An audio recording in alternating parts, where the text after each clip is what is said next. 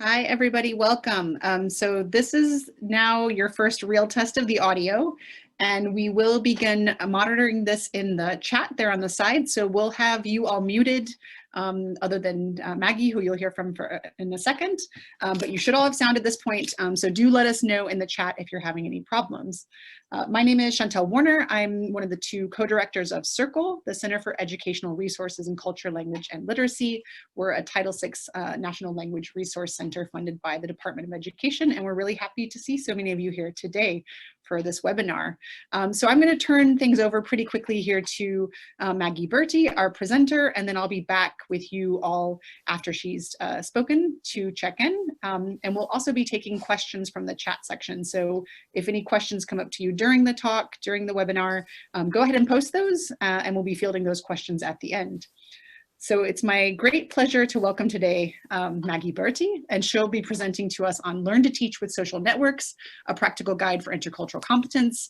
And just a little bit about Maggie. Maggie is a doctoral student in second language acquisition and teaching at the University of Arizona. She also holds a master's degree in linguistics and TESL from Indiana State University. And her research specialization really focuses on this intersection of intercultural competence, educational technology, and curriculum and L2 content development. And I think you'll see a lot of those interests represented in what she shares today. And just as a note, a lot of what she's presenting is part of a project that she's been doing for CIRCLE. So here in a second, we're going to share the link to that project. So after the webinar, if you want to follow up and get a kind of broader sense of the project, you'll have access to that. So at this point, I'm going to turn things over to Margherita Berti, who's going to talk with us about working with social networks. Hello, everyone. Thank you for the introduction, Chantel. And yes, today I'm going to talk about how we can use social networks in our language courses to foster intercultural competence. So this presentation, this webinar is going to be divided in 4 parts. First, I'm going to talk about the motivation behind this project, why I think it's important to teach culture and foster intercultural competence through use of technology, and in this case, with social networks.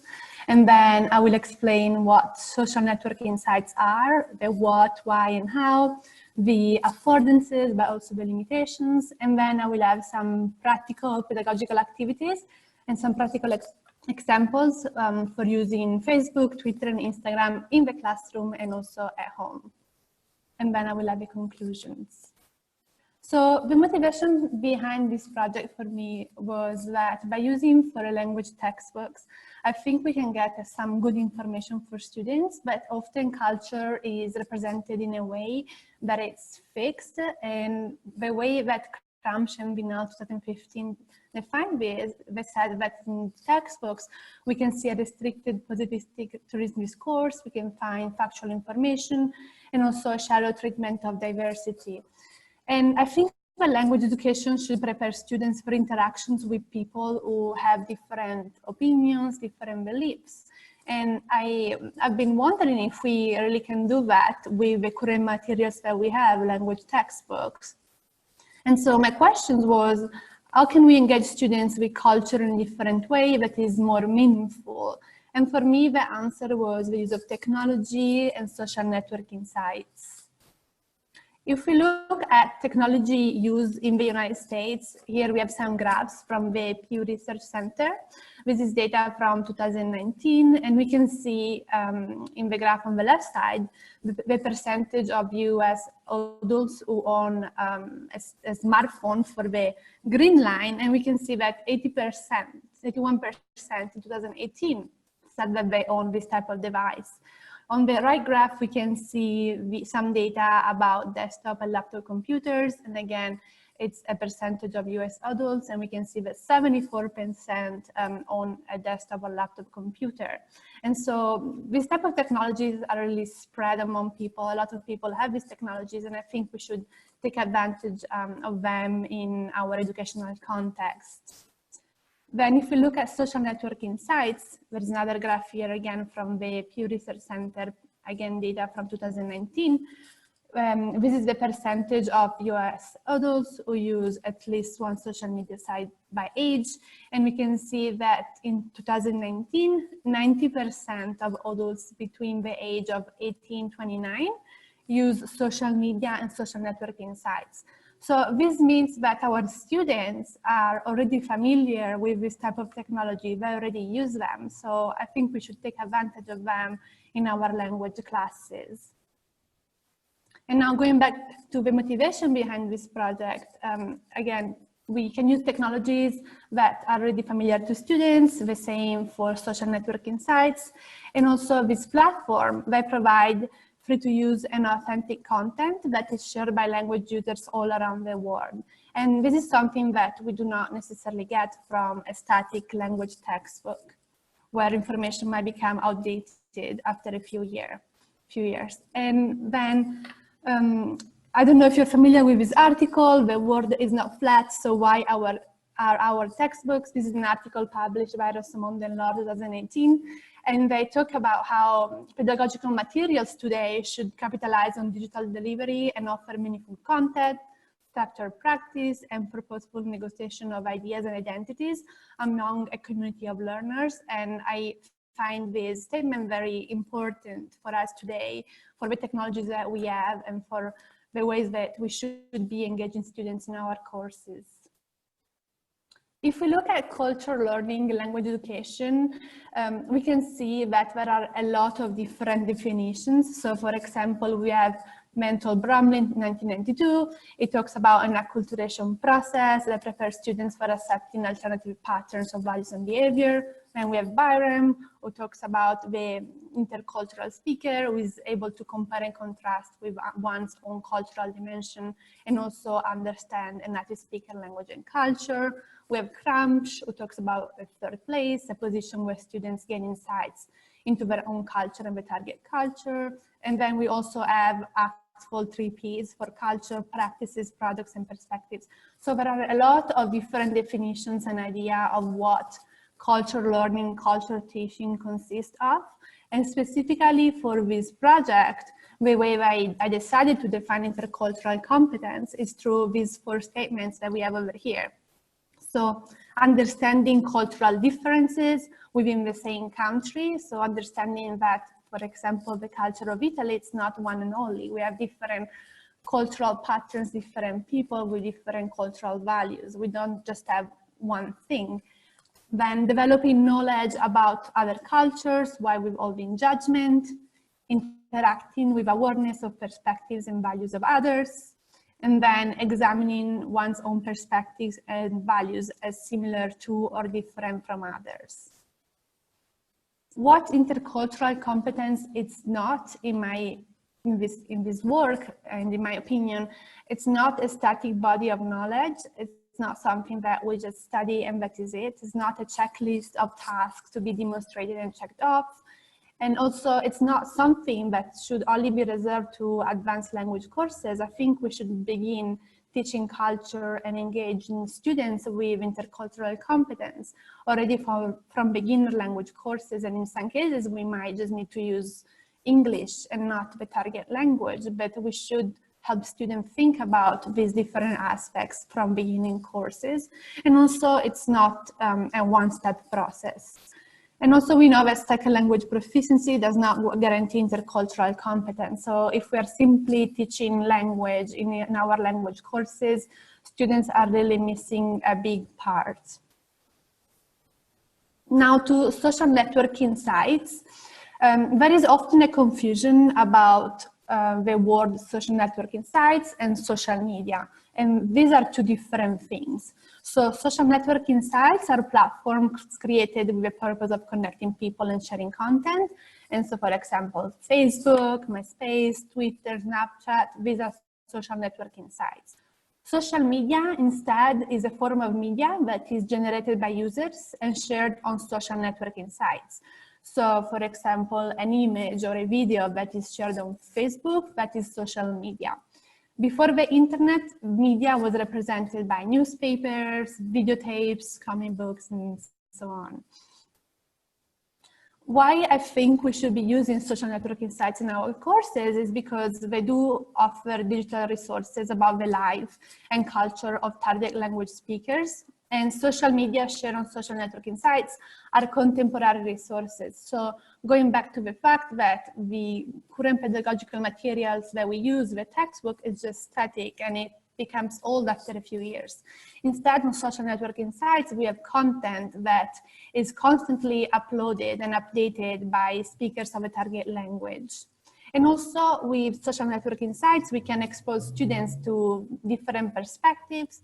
And if we use them with a purpose, then we might support the development of intercultural competence. Here I have one last graph from the Pew Research Center, again from 2019, and we can see the percentage of adults in the United States who say that use these different platforms. So for example, for Facebook, we have 69% of adults who use them online or on their cell phone. For Instagram, 37%, and for Twitter, 22%. So these platforms, these social networking sites are used a lot among US adults and probably among our students. Facebook, so Facebook, Instagram, and Twitter are the three platforms that I'm going to talk about and that you can use in your classes for intercultural competence. And starting from Facebook, it was launched in 2004, and there are more than 2 billion monthly users worldwide. For Instagram, it was launched in 2010, so almost 10 years ago, and it has more than 1 billion monthly users worldwide. And for Twitter, launched in 2006, and there are more than 321 million monthly users worldwide. And what this means is that there is so much content and so much media that is shared daily by people all over the world. And so we need to take advantage of this content, which is also free to use, and use it with our students to explore different cultures and different perspectives. So Facebook, you're probably already familiar with it. It's a text, image, and video-based platform. It's more private than other social networking sites. It's mostly used to connect with friends and family, and a specific learning affordance for the language classroom is the group function, and I'm going to talk about this later. For Instagram, it is an image and video-based platform. It is very popular among young adults, and it has a limited functionality on the computer, so it works best on tablets or smartphones. And the learning affordance is the collection function or e-portfolio function that I'm also going to talk about later. And then for Twitter, this is a text-based platform, but you can also share other media, for example, an image. What is great about Twitter is that it is a fast platform, so users can share posts with up to 180 characters, so very brief text, and students can use it to microblog. Something that is common to Facebook, Instagram, and Twitter is the hashtag function. And so the hashtag function is a word or phrase that is preceded by a hash or pound sign, and it's used to identify messages on a specific topic, for example, hashtag circle, and it helps organize, categorize, and discover content. So over here on the image on the right, for example, we can see the hashtag length chat. So by clicking on that hashtag, I'm going to find all the different tweets and posts on Twitter that are marked with this specific hashtag and related to this specific topic. And you can do this also on Instagram and on Facebook. Then the how of social networking sites. In our classes, we can have students use their smartphones or portable devices. We can use the classroom technology, or if we do not have access to social networking sites in our classes, maybe we cannot use them in our school, then we can also take screenshots of social media or various posts from these platforms and then bring them to students into the classroom. Now, to the affordances of social networking sites, what I think is especially great about these platforms is that they are multimodal. So students can learn in multiple ways. In this tweet on the right side, we can see that we have two images, and then we also have some text. Also, the context and authenticity. So content is presented in relation to users' real-life experiences. So again, users are sharing information and content about their daily lives. They are free to use and user-friendly. As we have seen from the statistics from the Pew Research Center, a lot of adults already use these platforms, and probably our students do too. And also the mobility, the learn anytime and anywhere function. So students can just come into the classroom with their smartphones that they already have on them, and we can have them use their device to do a specific activity on the social networking sites. They do not need to bring anything that is additional. They bring their device that is already with them. Some limitations that I think are also important to consider are privacy and security. Students might find people that they do not know, they might find inappropriate content, so we have to be careful in that sense. And if we, again, want to make sure that if we have, for example, younger students, and we want to make sure that they do not find inappropriate content, then we might just choose to take screenshots of the various tweets or Instagram posts and bring them into the classroom. Also, accessibility, we have to think about the technology that students have. Maybe not all of them have smartphones that allow the use of the Instagram app. So we need to make sure that everyone can participate in these activities. If not everyone has a smartphone for Instagram, for instance, we might decide to have some group work in the classroom where you need one smartphone per group. And also, there could be a distraction, social networking sites. So it's very easy to get lost in endless scrolling. And so it's important to identify specific class times and state the reasons for their use with students. We're using Instagram for this today at this time. Now to the teacher guide. So part of this project with Circle was also developing this website and this teacher guide. And if you go at the link here that you can find on top, you're going to access the website, Social Networking Sites for Intercultural Competence. And on the main page, the About page, if you scroll down, there is going to be, as you can see on the right here, this button to download the free guide, and you're going to be able to download a 24 pages PDF with an explanation of all the various activities that you can do in class and out of class using social networking sites. And on the website itself, there are video tutorials and step-by-step directions of the 12 activities for beginner and intermediate language learners. Today, I'm going to talk about some of these activities, not all of them. If you want to learn more, you can go on the website, watch video tutorials, download the teacher guide. Now, going to the activities. Here we have an example of a Facebook in-class activity. The title is Comparing Food Values and Practices Across Culture. So the objectives are to identify and describe food values and practices in multimodal content, and compare food values and practices between the target culture and students' own culture.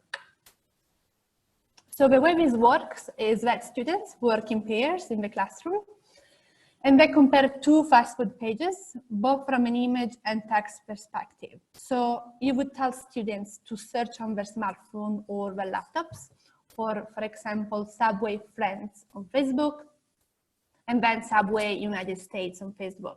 And as you can see here on the right side, we have the first page of Subway, that's the United States. And then on the right, we have Subway Friends. In many cases for fast foods in the United States, you're not going to have the name of a country afterwards, just because these fast foods are in the United States, they were from the United States originally. So for Subway here, for example, you just find the Subway page with the name Subway. And then you can provide students with some guiding questions as they analyze these two pages from an image and text perspective. So for example, what words and images stand out to you in the two pages? What similarities do you notice between the two pages in terms of values and perspectives? Is the focus on cost, on serving size, maybe on the quality of the food or the ingredients? And students can think about these differences based on the two Facebook pages. So after students have this pair discussion, you can ask them to share their findings with the rest of the class. And you can also facilitate this activity by providing translation of keywords if you have beginner language learners. And on Facebook, there is also the C translation function under Facebook post. So they will be able to translate, for example, on Subway Friends posts that are in French. Another activity that you can do in the classroom with Twitter is to explore proverbs and sayings in the target language. And the objectives of this activity are to reflect on the hidden values and perspectives of a target culture and compare proverbs and sayings of a target culture with students' own language. So again, students are in the classroom, they work in pairs, they use their smartphones, and they pick one tweet of their choice, and then they analyze the meaning.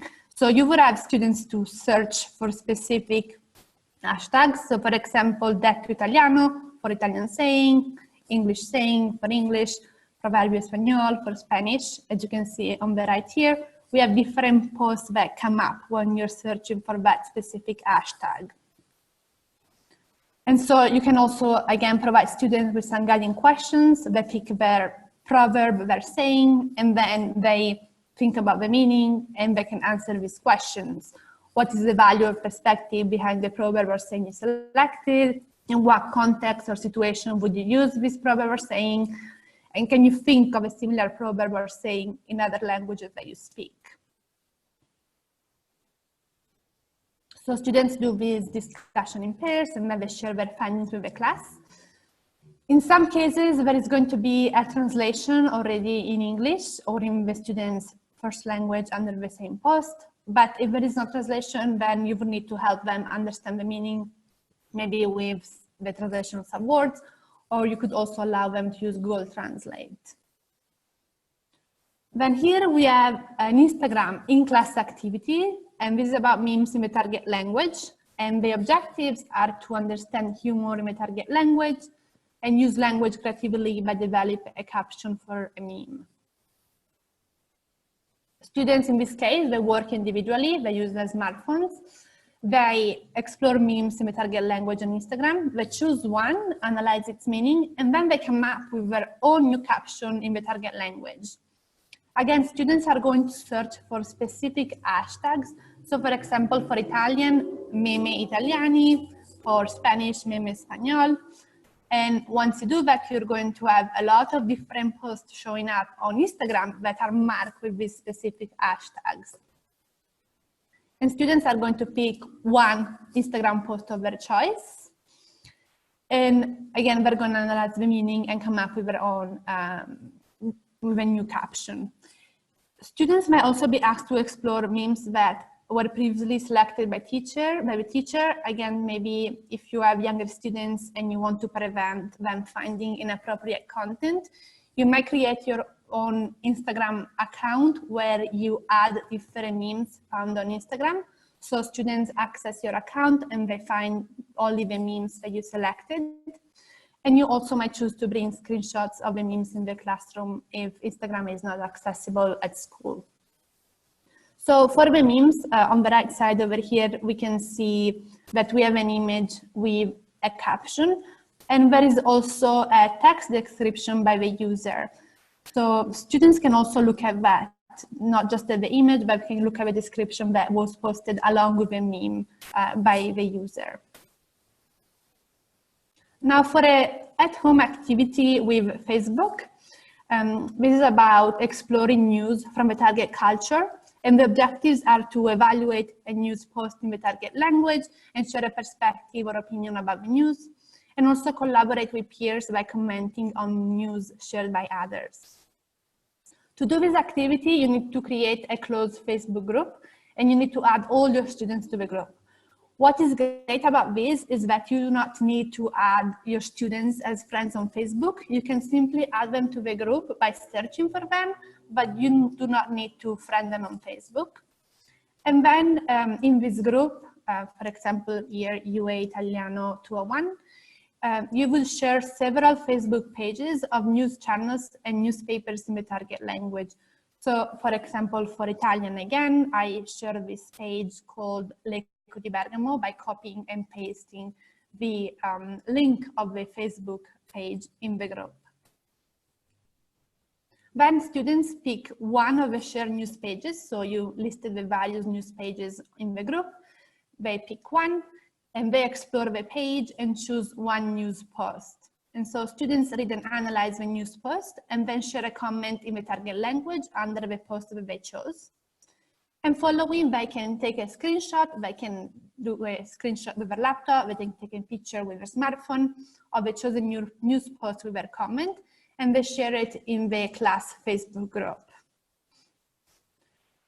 After they share it in the Facebook group, you can also have students comment to each other and talk about why they selected that news, why it was interesting to them. If you have beginners, you might also provide them with a comment template in the target language for the news post. So for example, here for English, I'm interested in this because, and I think that, so that students are starting to think about the reasons why the news post that they selected is interesting and how it relates to their own lives. Another at-home activity that you can do with Twitter is a microblogging function about country-related trends. And the objectives are to examine other people's perspectives on a specific topic and develop a Twitter post based on students' understanding of a selected topic. So on Twitter, as we can see over here on the right side, there are specific trends that are specific to a location. So if you are on the Twitter website, on the right side, you can see the name of the country and then the word trend. You can click on it and then you can choose a specific location. You can choose Germany, and then on that side, you're going to have various trends that are related to Germany in this case. And so for this activity, first you would pick a unique hashtag for your class. For example, UA German 201. It is important that you do not pick a common hashtag. So if you pick German class, it's not a good idea because there are probably a lot of other tweets on Twitter that are marked with this hashtag, and you will have to filter through to find your students' post. So pick an hashtag that is specific to your class and that doesn't already exist. And then you can ask students to look at Twitter trends based on the country or a country where the target language is spoken. And at home, students, they pick one trend and they examine the related tweets and share a post between 200 to 280 characters expressing their opinion with a class hashtag.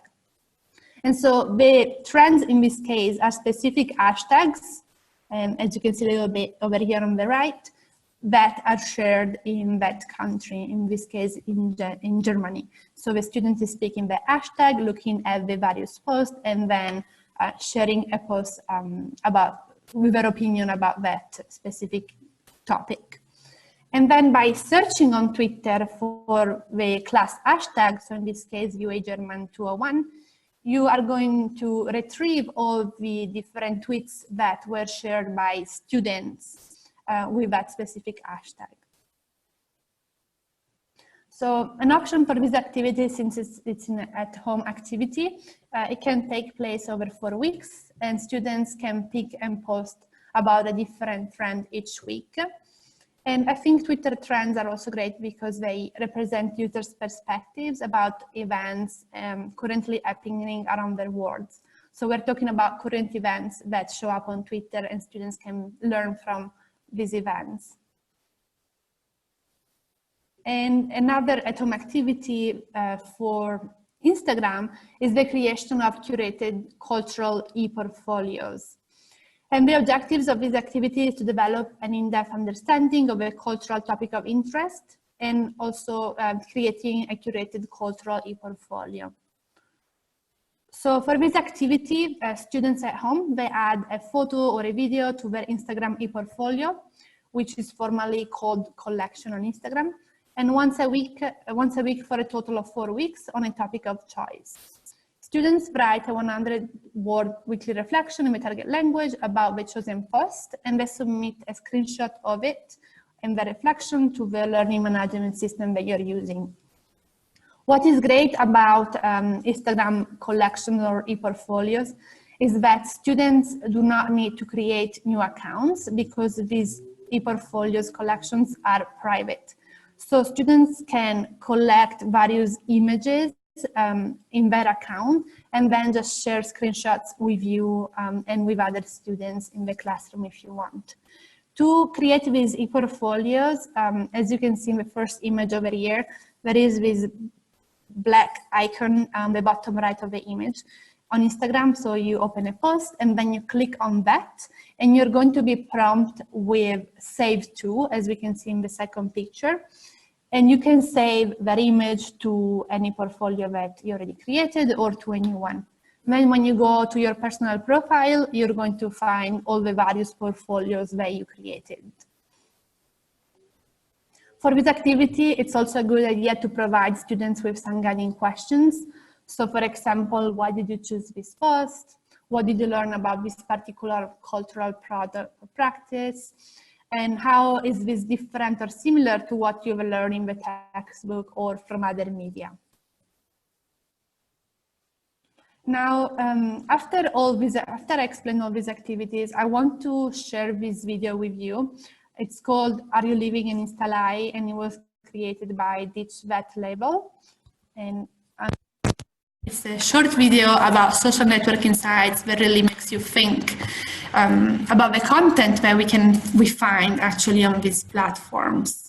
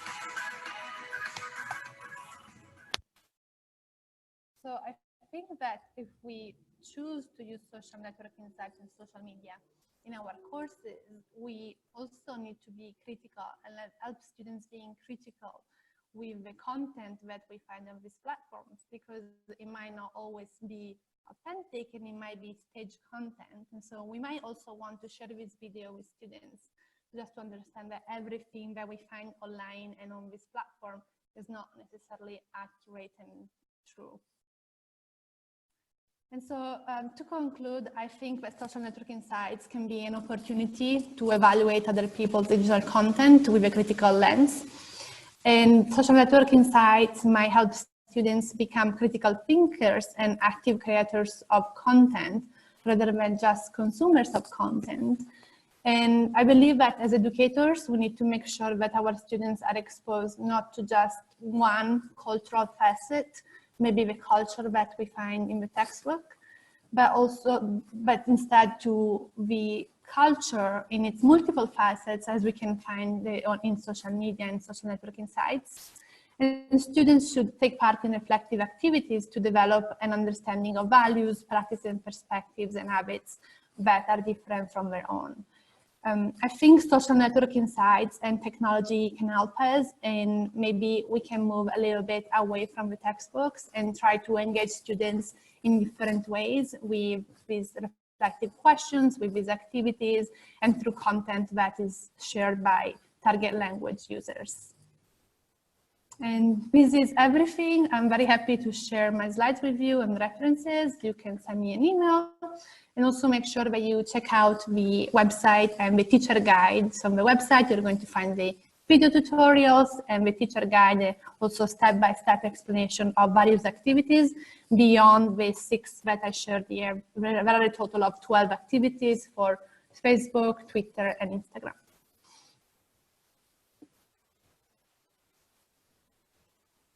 Thank you so much, Maggie. I can already see some of you also thanking her. So at this point, we do have some time for questions, and I know a couple of you have already been posting some, so maybe we can get started with those if that's okay. Yeah. Maggie, one of the questions that came up was a very practical question. There's actually kind of 2 parts to this.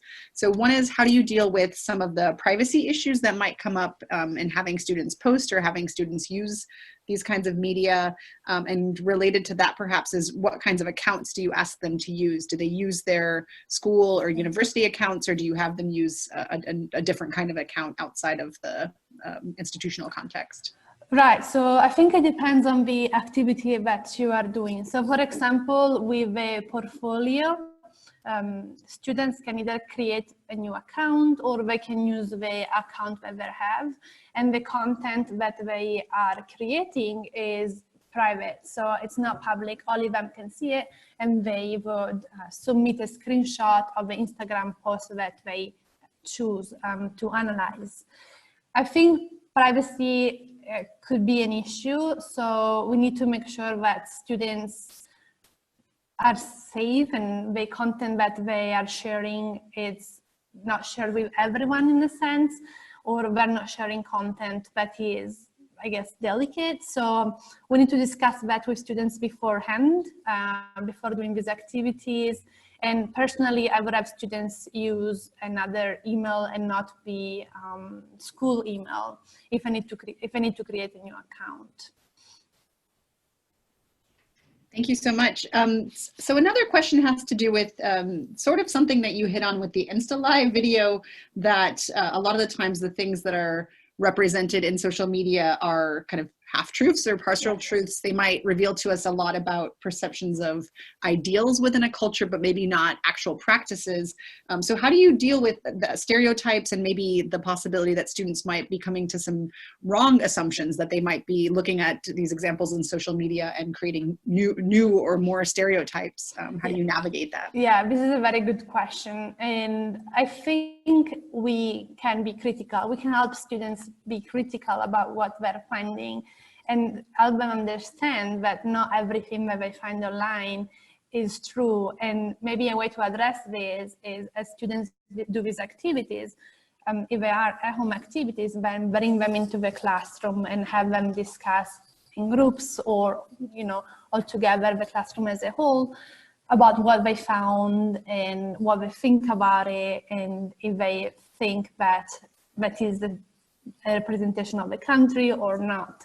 I think social networking sites provide an opportunity for being reflective and critical about the content.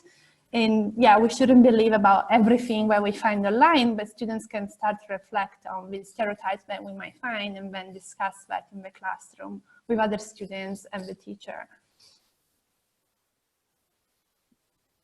Thank you. One of the other questions that came up has to do with if you've thought of or if you've had experience working with social media and partnering with other institutions. So the example that was cited was the Cultura project, for those of you who know that, but maybe another kind of tandem exchange or telecollaborative exchange. Is that something you've had experience integrating into your work with social networking, or could you envision that? Yeah, I haven't had any experience with that, but that's a good point, especially with the Facebook groups, for example, since there is no friending required. You could create a Facebook group of students in a Spanish course in a university and students in another course, in another Spanish course in another university, or maybe people in Spain, and you can add all those students to one Facebook group and then have them interact within that group. And also on Twitter, if you have an account, they can tweet each other, maybe interview each other with a specific class hashtag, so then you can find your student tweets. And I think that's a great affordance of social networking sites, also to connect people, connect with people and speak with people from other countries. Thank you very much.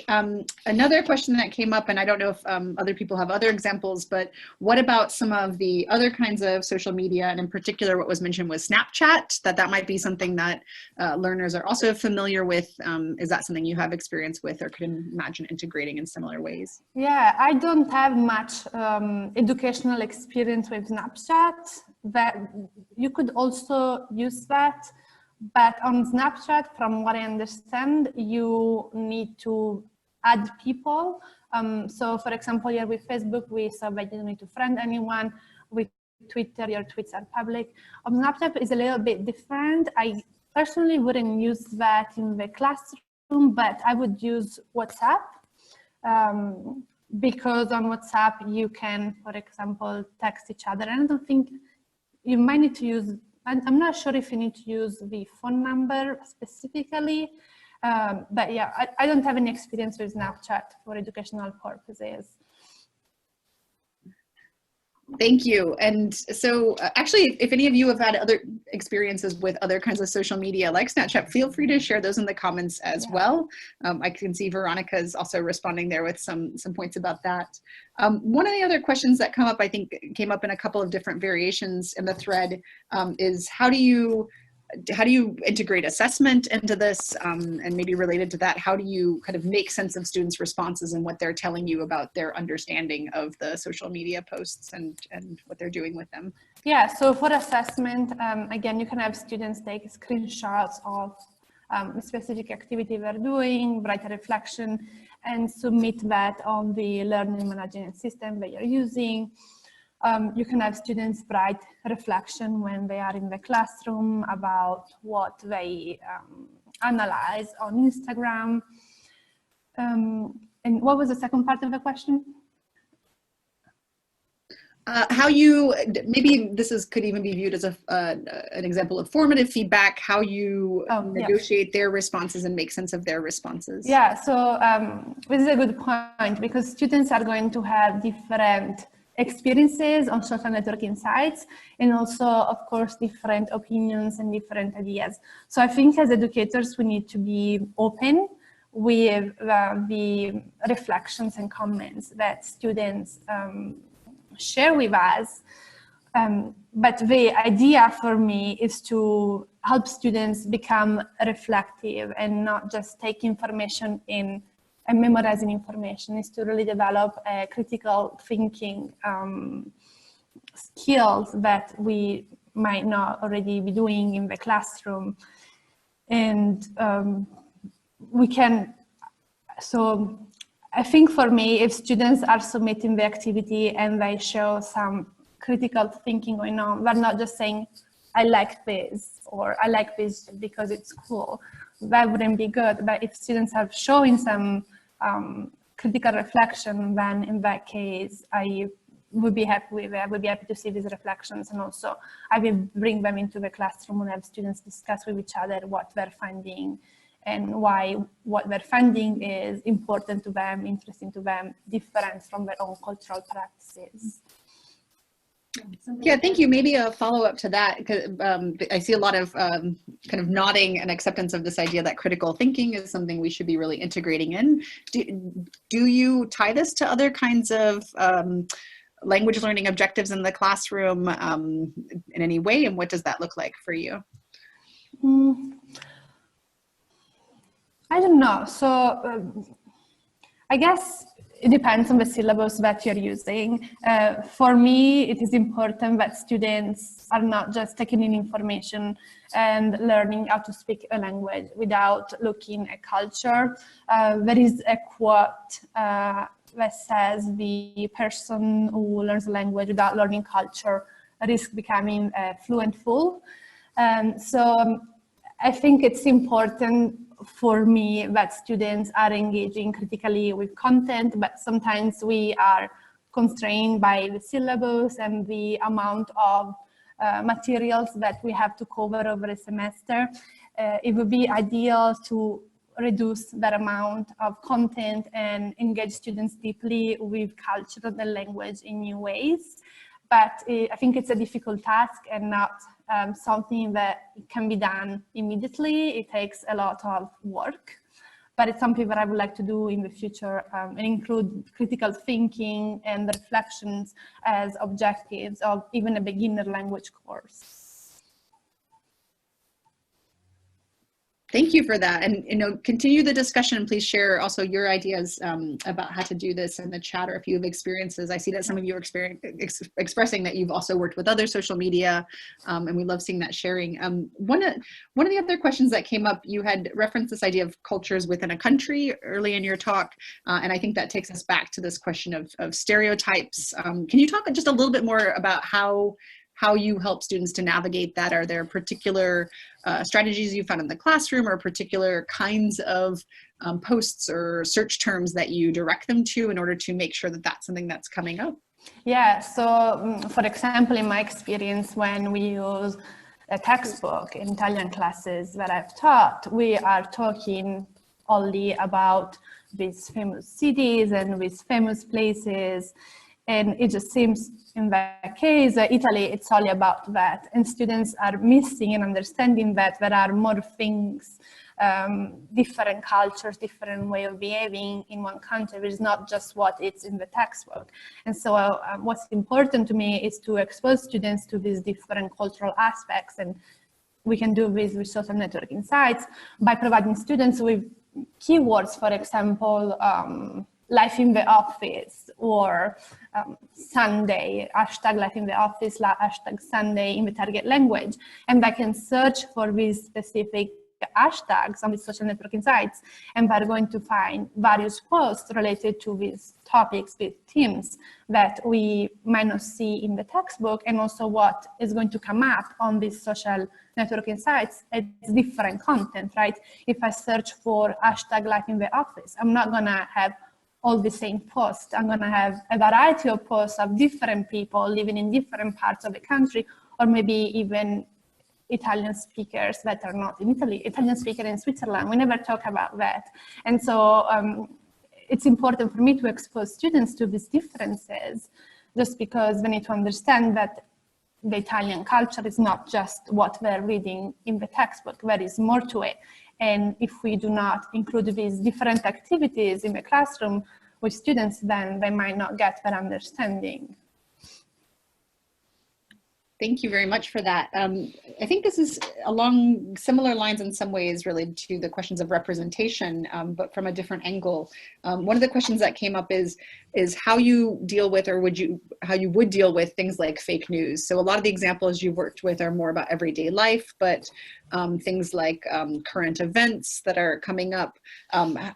How do you help students to navigate the fact that it's very easy to manipulate video and images today. And part of the discussion that's coming up is what role then does a general development of critical media literacy play in preparing students to work with these kinds of social media platforms? Yeah, I think it would be interesting to, if I see a fake news on Facebook, for instance, to use other platform and search for the same thing, for the same topic, and see what comes up on Twitter, what comes up on Instagram if I'm searching for this topic. And most likely I'm going to find different content, different information, and then bring that into the classroom and show students maybe the fake news and another news that was posted related to the topic, but that is different, and really have students understand that, again, what they find on social networking sites, it's not necessarily all true, and we need to be critical of it and look for additional sources on the internet, maybe even through other websites, to verify whether the news that we are finding is true or not. Another question, and in some ways you were hitting upon this with this idea of jumping and moving and comparing across platforms, but you've also made a connection and a contrast between the kinds of things that students will encounter in social media sites and sort of typical textbook content.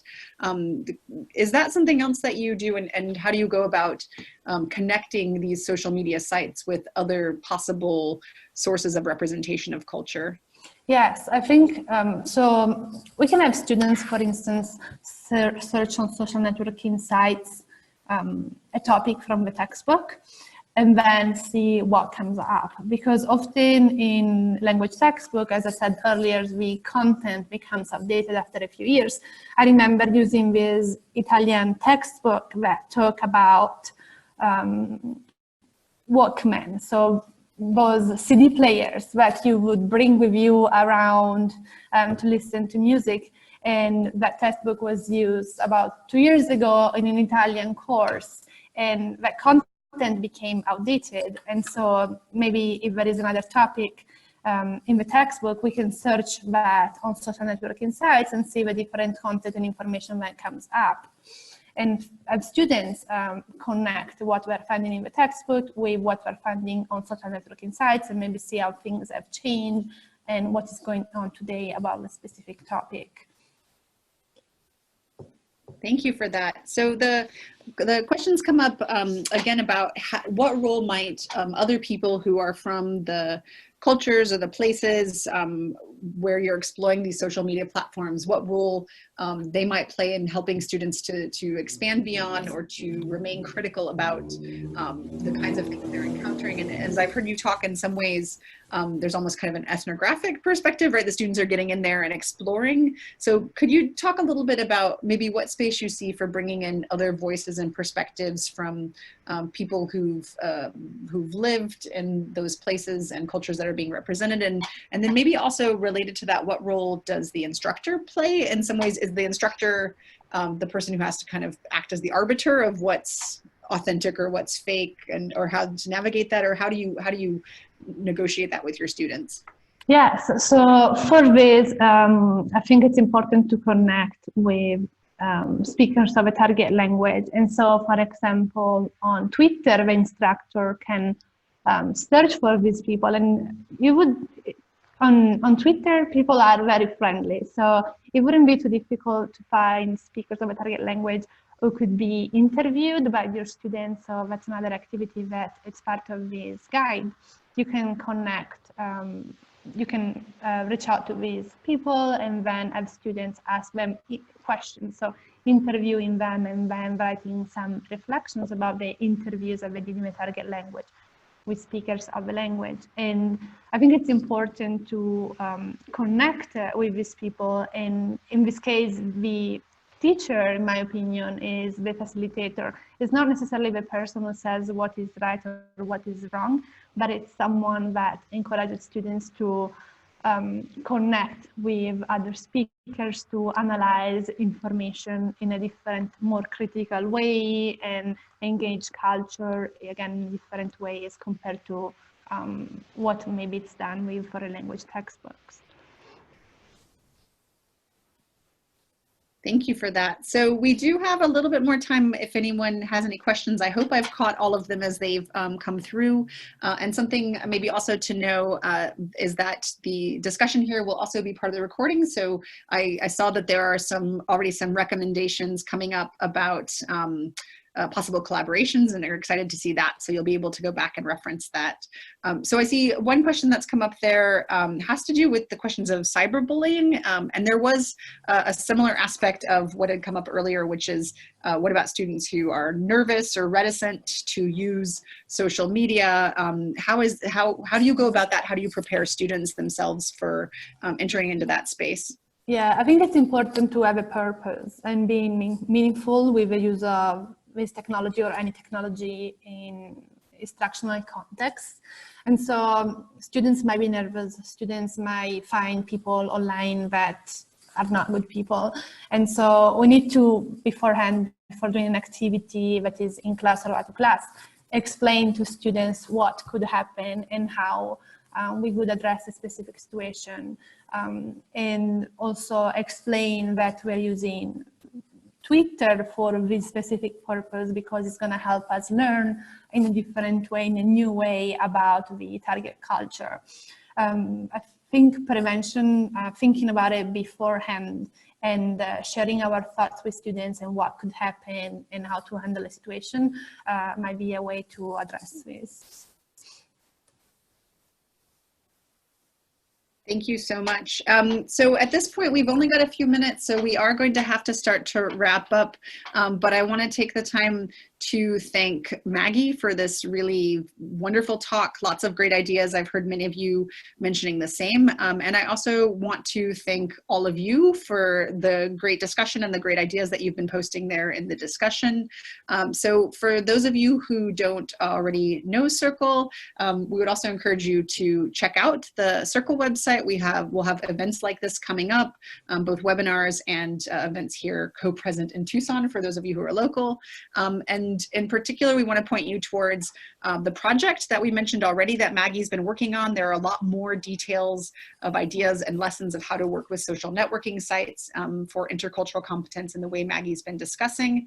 And then just to also kind of push your attention towards an upcoming event, we have the Intercultural Competence Conference, which is coming up in January, but we also do have remote participation. So those of you from around the world who are listening in today, if you're interested in joining in and continuing these discussions of intercultural competence, that's a way to do so. So you're all muted, but if you can, in your comments or through your shows of hand, maybe join me one more time in thanking Maggie for this wonderful webinar.